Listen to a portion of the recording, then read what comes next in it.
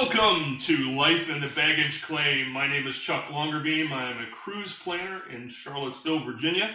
And with me always is my intrepid co-host, the man, the myth, and legend, Dallas's favorite son, Jim Hauck. Hi, Chuck. How are you? Jim, I'm fine. How are you today, sir? I'm good, and I'm joined today by a little studio guest. It's Max, our cruise planner's icon. He's here saying hello. Hi, everybody. I'm Max. Anyway, it's a little fun, but we do have a little mascot at Cruise Planners called Max. And Chuck, I don't think has one, so I am Maxless. He had to make his guest viewing so we can hashtag him on this video. So Jim, my friend, what are you seeing in travel nowadays? Well, first of all, folks, don't forget, if you like what you're seeing, like, subscribe, follow us, tell your friends and neighbors, tell your enemies. Jim, what are you seeing in travel nowadays? Hey, so just back up. This is our third episode, which to me is just amazing. We've done 2, actually posted 3, right? It's our 4th episode, sorry. And that we've posted 3. And so thank you to those of you who've already signed up. It is sort of amazing to think that we've caught your attention. Now, maybe you're our friends and you're worried that if you didn't, there'd be hell to pay, but no. And we're thrilled. We're on all, we're starting to get some traction here. And so, today we're going to talk a little bit about what's going on in the world travel, as we do every week. I just got back home from a family reunion in Pittsburgh, Pennsylvania. It is the first time I've flown a domestic route for something other than a cruise in a long time. So it was sort of fun to navigate an airport. If you haven't been to Pittsburgh lately, that airport, which used to be one of the best in the country, is now going through this massive transformation where they're moving a new hall. They're building a great hall, taking out one of the parts of the X that they had for terminals there and changing the way things are going to flow. So it's a bit of a mess to walk through, but it was nice to go and see my family and have a little celebration with them. My family's been meeting for 71 years on the last Sunday of June, every last 71 years. They met during COVID once and one other time. That was it. And my family tree had part of the largest group there. We were showing well. So it was nice to do. But travel was interesting. Going as much as people, I take American Airlines. I'm not going to say you're in Dallas, you're sort of almost obliged. No delays, no challenges, no issues. Had a great crew coming back. I went to speak to them, and they were actually old U.S. Air folks, which said U.S. Air used to be really good. Their teams were wonderful. So great flights, great time. Car, it was okay. I can tell you, rental cars are always such a disappointment. I'm like, something fun that I wouldn't normally drive. I got a Volvo. Mm-hmm. There you go. But so it was fun to travel the world and not be traveling to a cruise. How about you? Well, I have not traveled lately. We've had some family issues. Everybody's fine now, but travel has not been. We're looking forward to doing something in August, but right now we're just kind of spinning wheels. But what we were going to talk about today, if that's okay, is travel in uncertain times. And we are in uncertain times, and that's not a political statement. That's a fact of life right now. I think what's keeping most people from traveling right now, because Jim, I'm sure you hear the same thing. People are, well, maybe next year, maybe 27 and all that. And while that's all fine and good, I think the reason a lot of folks aren't traveling right now is frankly just fear. And fear of the unknown more than anything else. So today, what Jim and I would like to talk about is how to effectively travel and safely travel in times of turmoil, for lack of a better term. And one of the things I wanted to talk about is, this sounds incredibly silly, keeping aware of current events is first and foremost. Jim said this, I think it was last time or the time before. You don't go to Ukraine right now. Not a good thing to do right now.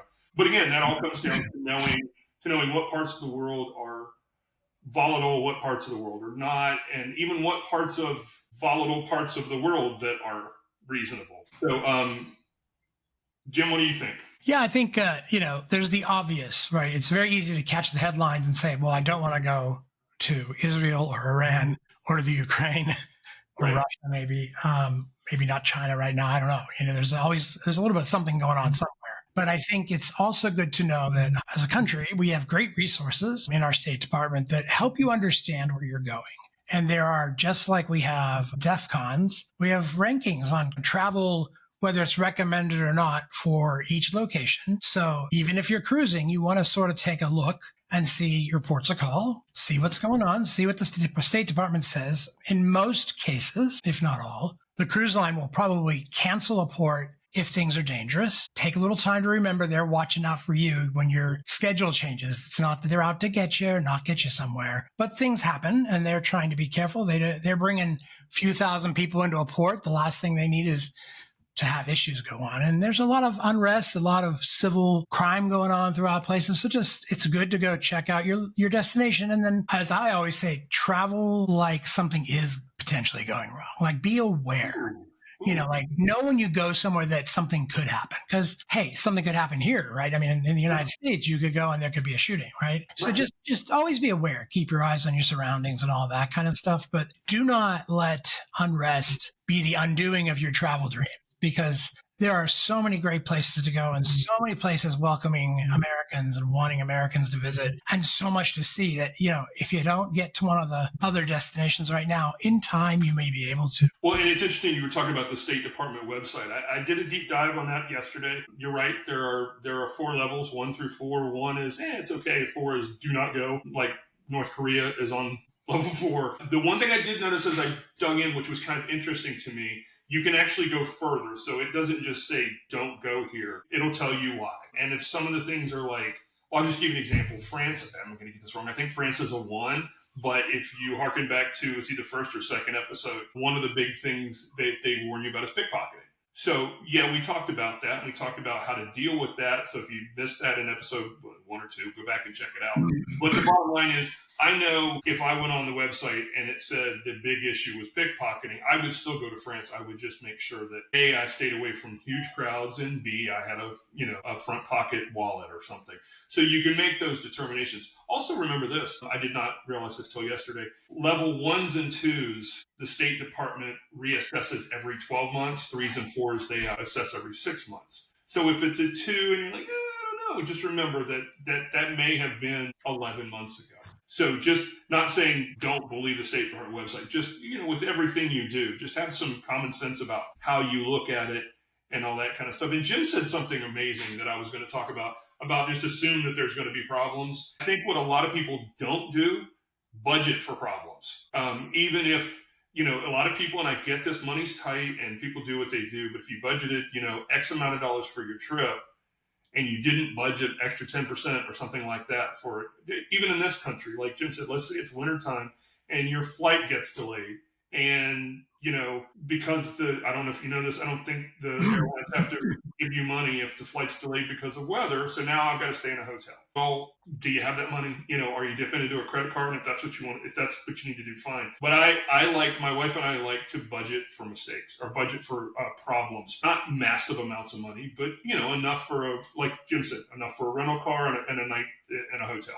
And if you don't use it, great. You come back with extra money. But it's just always smart to budget for problems. Yeah, I agree. And the other thing I always try to remind myself is don't pack, if you're on a 5-day trip, pack extra underwear, extra medications. Like, don't be afraid to take a couple extra days. If you're on a cruise and weather turns bad, you could potentially end up having a longer cruise, which they won't charge you for, but you better have all your essentials, right? Because if you don't have your medications, and, you happen to go off the wagon in a bad way, just be aware. So it's good to make sure that it sounds awful terrible to say, plan like something's going to happen, but being aware that things are always evolving and that climate and mood change quickly in places. When you're going to a country, look that location you're going to up, not just the country, because sometimes somewhere on the other side of the country, things may be happening, but where you're going, maybe it's not bad. And understand if that's civil unrest, if that's crime spree, if there's gang activities.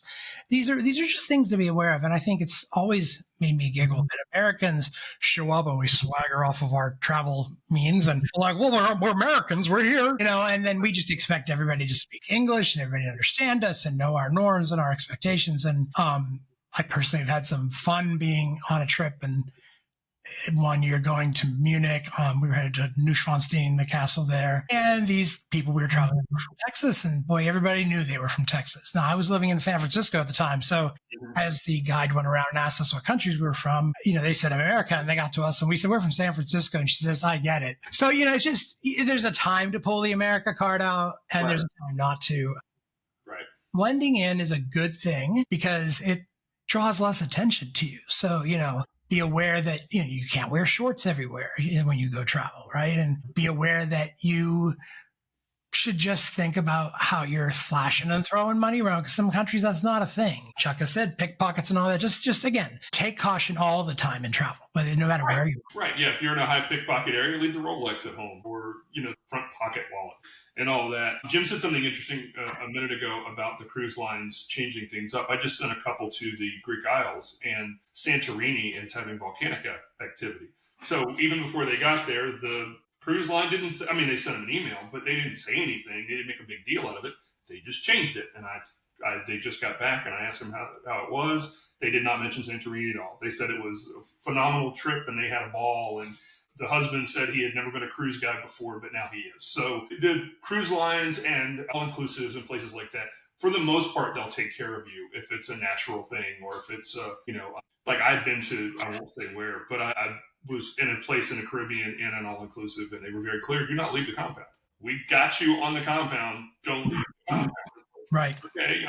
I could have been, as Jim said, you're, American who's like, I could do what I want, but I was like, they probably know more than I do. I'm staying on the compound. So just be aware that folks will help that. Another thing I found is pretty interesting. If you're going to another country, and nothing against our State Department, but if you go on the State Department website, it gives you just enough information to be confused, which can happen because they're trying their best, but they don't know how you travel. They don't know what's. Well, it's all political statement, right? It's being carefully. No, these are people who, you're trying to write something to inform 330 million individuals. So you're going to get it wrong. You're going to get, it's going to happen. One of the things I found is actually going on Facebook or Reddit forums for expats, which is a big thing. So for those of you who don't know, an expat is, so Chuck decides to move to France. I'm American, but I live in France. They'll actually put up forums. So I live there now, and I tell you, yeah, no, this is safe, that's safe, definitely don't go there, but this and everything else. So you're actually talking to people who live there, Americans who live there, and being very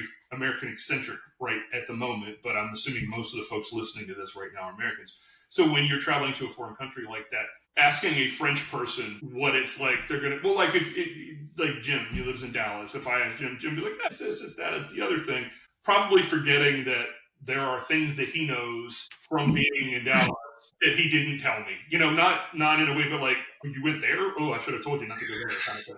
But so the expat forums are kind of cool because now I've got someone who sees the world as an American in another country telling me, here's the things you want to do, here's things you definitely don't want to do. Or even like Jim said, don't wear shorts, or, don't order this way, or, don't be loud, anything to help you out. And this is not about nothing anti-American here. It's just making your travel better because you're not finding yourself in situations that are uncomfortable, embarrassing, anything like that. And it always goes without saying, but it's very important to know is that every country has different rules that change all the time.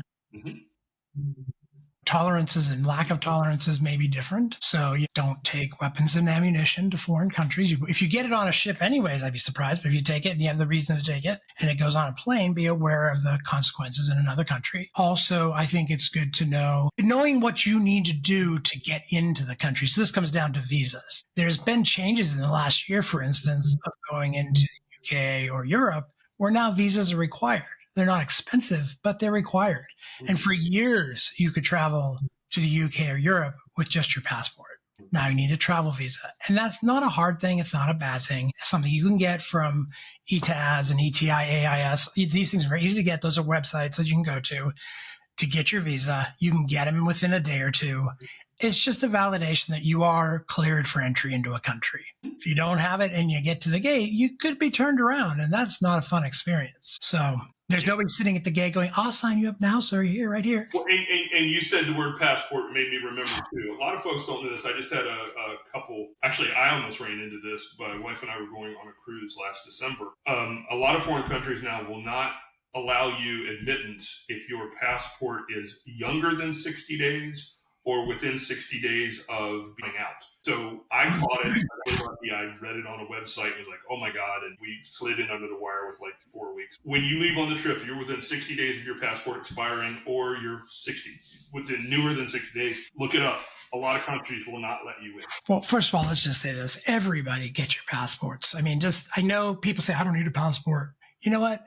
You don't need it till you need it. And then it's fast and you need it quickly. Passport offices can be backed up. And so get your appointment, go get it. You get the nice little card with it as well, which is great for going to local border crossings. But a passport is a really great, very widely accepted form of identity because it's backed up by your birth certificate, it's backed up by your social security number, it's backed up by your driver's license. Like it's got other things that make it a valid ID. So I say to everyone, get your passport. And when you get the notice to renew it then. Don't wait. Well, it's interesting what you said. The passport, a lot of times if you go for a job or certain, if you go for loans or anything like that nowadays, they want 2 forms of ID, and the 2 easiest ones are your driver's license and your passport. Right, correct. Right. Everyone, if you don't plan on leaving the country for 3 years, you should have a passport. They're not that expensive. They're just a great, things pop up. What if you want to cruise? What if you did one of those things at the grocery store and you signed up and you actually want to cruise, and suddenly you're like, oh God, I've got to have a passport. I don't have time to get one. I agree. Well, and cruises actually are pretty forgiving. You can get on a cruise without a passport, and even if it's going to other countries, but they may not let you get off. Right. Oh no, they'll let you on. You're right, but if you're on a turnaround cruise, which means you're starting and ending in the same location in the United States, you can board the ship. But I think people don't realize when you cross the gangplank onto a ship, you've left the United States. Right, international water. You are then already in a foreign country. And I think people think, oh, I'm not until I'm in international waters. Well, guess what? That ship isn't an American registration. It's a foreign entity, right? So be aware. You can do a lot. Cruises are more forgiving than anything. Airlines are not, and Customs and Border Patrols are not. And if you're going to get your passport, at the same time, get yourself signed up for global entry or TSA PreCheck. Just little tips that make that experience better. Global entry could save you hours at a border by being able to go through and be scanned and done, right? They're doing a lot of video scanning now, image matching. I made the mistake of only signing up for TSA Pre. I can't get global entry now for some reason. We will talk about that someday. Your illustrious career.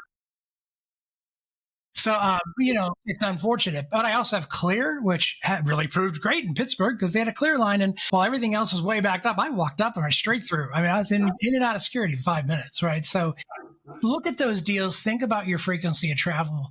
Obviously, no matter how often you travel, get TSA PreCheck and try to get global entry if you think you're going out of the country. Both big wins for anybody who's traveling. And, just look at those tools and those resources for you, because that's what's going to make the travel experience better in these times when you're sort of heading out the door already in, sort of like this mode, ready to go. Okay, who's coming? I'll fight you. There's several more things, but the one more thing I want to definitely talk about is what a lot of people turn their nose up at, but let me explain. And that is travel insurance. Oh, I'm glad you said that, because I was going to say, we have that. We got to say that somewhere. Right. So travel insurance, people hear travel insurance, they see the extra money. And remember I said a little while ago that you should always budget for problems and issues. One of the best ways to do that is with travel insurance. For example, I just booked a cruise for a lady, and we did the travel insurance, dug in deep to it. It covers everything. What most people don't realize is travel insurance does not just cover your vacation. It covers, depending on which level and tier you get, it can have up to $200,000 worth of medical bills. When Jim and I were in training, I don't know if you remember this or not, Jim, but one of our peers, for lack of a better term, was telling a story about she and her husband had been on a trip. And I don't remember where they were, somewhere in Europe, and he had a heart attack. And they went to the hospital and the whole nine, and the bill was like $35,000. And they put it in, and they were using, I'll just plug Allianz for a minute because they're fantastic. They put in a claim, and Allianz paid their hospital bill. So think about this for a minute. Forget the I can't go on my trip. Forget this didn't work out. That didn't work out. You're going on your trip. You're excited. You go on one, maybe 2 trips a year, and you have a heart attack. Can't control that. It is what it is. And now it's free. It costs you nothing. I mean, that to me is, and the other thing is a lot of people don't know, a lot of the travel insurance companies come with a concierge service. So you can actually call them and say, hey, I'm thinking of traveling to France. I'm thinking of traveling to Outer Slobovia. what's the climate there? What's this? And there's just another person telling you what they're hearing, what they're seeing. A lot of the travel insurance, it's not that, oh, I don't want to go, but who's ever going to say that? Let's be realistic. If you've planned a vacation, who's ever just going to wake up one morning? I can't ever see me doing that. I can't ever see Jim doing that. But a lot of them are very serious, are very easy to work with. If you're in the hospital, have a doctor's note, they'll do that. If you have a death in the family, and I'm not going to go through it because I'm going to get them wrong, but it's not just a major problem. There are other things that they will honor, and that. So let's say you've made planned a trip to someplace, and suddenly there's political unrest. The insurance will kick in, and you haven't lost everything. So, did you want to say something about insurance? I really think it's that it is good to know there are a variety of levels of insurance you can buy, and we as travel advisors will always recommend travel insurance. I specifically think about folks looking at their job. Right. So if you're a first responder, get travel insurance. Emergencies break out, your services could be needed and you can't go on a trip. If you are prone to getting sick, if you just get, be ready. So things happen. Our lives kind of take turns when we least expect them. Having that is just some peace of mind. And a lot of people will say to me, oh, but my credit card covers this. Look at the fine print, see what it says, because sometimes, especially if you're putting a decent investment in your trip, the insurance from a company like Allianz is going to always offer you a better option. And they have a door-to-door program, which means from the minute you leave your house, no matter how you get to the airport, no matter what airline you take, no matter where your destination is, they'll cover you. So, you could be on the way to the airport and get in an accident. I mean, these things can happen, right? You never know. And so just good stuff to have, because any money you invested is not lost.